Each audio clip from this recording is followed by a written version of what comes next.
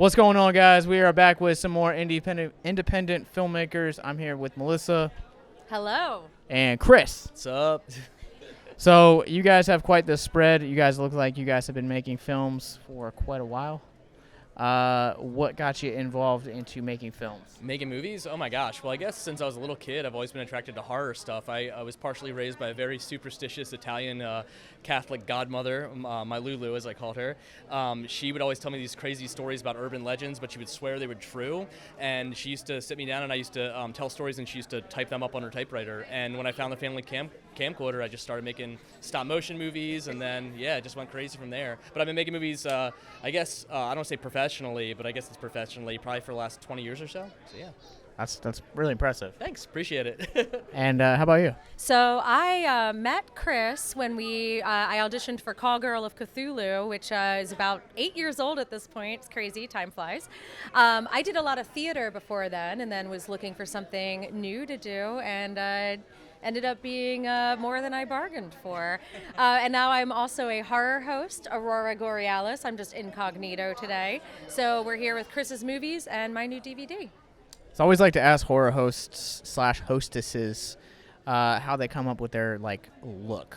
Oh, yeah. So Aurora Borealis is an undead dame. So her look is very classy, but still a little bit of fun, think headpieces with a fortune teller's ball that lights up, or a full graveyard on my head. So a little bit drag, a little bit vintage.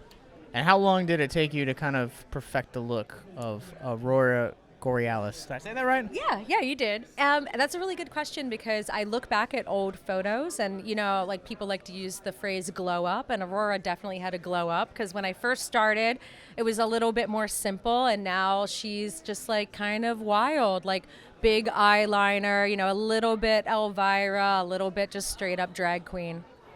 All right.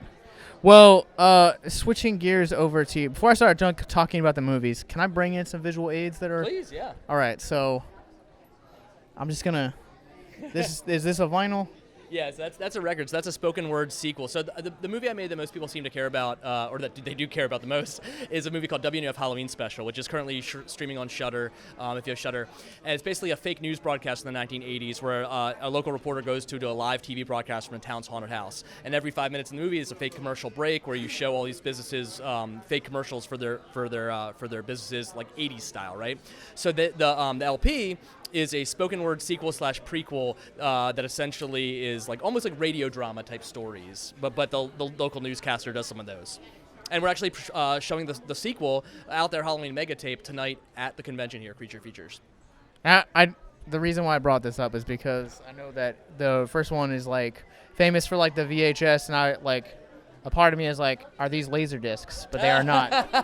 They are not laser discs. I don't even know if anyone still manufactures laser discs. If they do, maybe that's what I should do for the sequel. I should put it exclusively on laser discs. So for those of you guys that don't know what Laserdisc is, Laserdisc was vinyl-sized movies that you had to flip over every so often. They were the big CDs precursor to VHS. Totally, yeah. No, Yeah, see, I have a Laserdisc. Oh, yeah. I've never owned a Laserdisc player, actually. I just went right from VCRs to DVD players, so. I don't own a player. I own just a Laserdisc. Just look at them. They were just I think this movie would be about. Yo, $4. I'm a huge Nicolas Cage fan, so I bought Face Off. Hell yeah. Is one side John Travolta and then the other side is Nick Cage? They missed out on the marketing opportunity for that. But no, it is not. So let's jump in and talk about some of these things. I'm just gonna put this right back here. This first one is, you brought it up already, Call Girl of Cthulhu. Tell us a little bit about this movie. This movie is also streaming on Prime. I know that. It's on Tubi right now. I think it might still be on Prime. It was on Prime, then Prime pulled a lot of their more salacious content. So we got pulled because there's a lot of sex and violence in that one. But no, it's basically about a virginal artist who falls in love with a sex worker who's destined to be the bride of the alien god Cthulhu. And crazy monster movie, really gory, really over the top, pretty insane. So. Yeah. All right, well, you guys check that out. And then this one next, What happens next will scare you. Yes. Yeah. You guys might remember this one from our coverage last year of, I want to say, Fantasia Fest.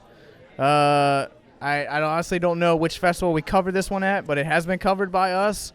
Tell us a little bit about this one. Yeah, so this is basically, imagine like workers at a BuzzFeed office voting on their top 13 scariest viral videos. So it's an anthology film where all the different segments are about sort of like these weird found footage things. The paranormal couple, the burgers from the WNF Halloween special, come back and they investigate a possessed teddy bear in that one.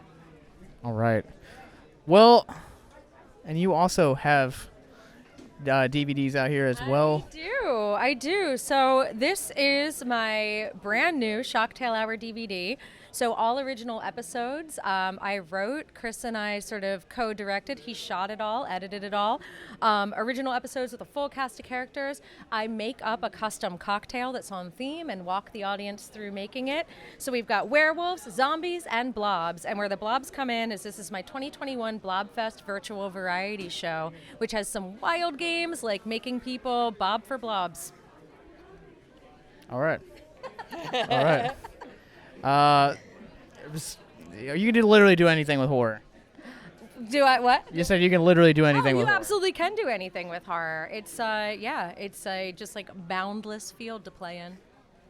So one of the things that we'd like to talk about that separates us from other publications is our use of mental health through pop culture. And being creators, how have you guys feel like this has kind of helped your mental health? I think for me, particularly with my live show that I do with Shocktail Hour, I thrive on creating experiences for people. And one of the things that I do at all my live shows is we have a drawing contest. And it's just really wonderful to look out at a room full of adults, like drawing with crayons and just like immersing themselves in doing something that's just like very kinetic and fun. And I feel like it just sort of contributes to a general well-being, like giving people a chance to just kind of revisit their childhoods and experience something all together. And I just love being able to do that for people. What about you, Chris? I would say horror for me is just a great, tension release. The genre itself exists essentially as like that sort of weird dance between like suspense and the cathartic emotion of just having that moment. I make horror comedies, which I feel is very unique in the sense that like there's a dance between being scary and being funny, and oftentimes that dance is like a very welcome one because you're dealing with such extreme emotions, right? Laughter and also fear. For me personally, I think making art has been so important because I find when I don't have a million things going on, I get pretty depressed, and that's something that I struggle with a lot. So having that opportunity to create and sort of use my art to sort of like fill that void of emptiness or whatever you would say, that we're like, art makes the world a better place. So that's what making movies and making this weird shit is. That's why it's important to me.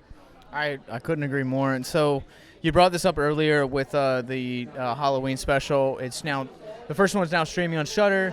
Are there plans for the second one, perhaps, or can you not disclose that information? No. So I haven't been talking to anyone streaming it, mostly because I want to keep it as someone finds it and gets it directly from the filmmakers. It probably will be streaming sometime in years, but for right now, it's only available through our website, so WNUF.BigCartel.com. You can get it direct from us, which always, that's always benefits us way more than signing a blanket deal to a streaming service. I mean, Shudder's been great, but ultimately, I think it's going to be a long time before we put it on streaming. Mostly just because I love physical media.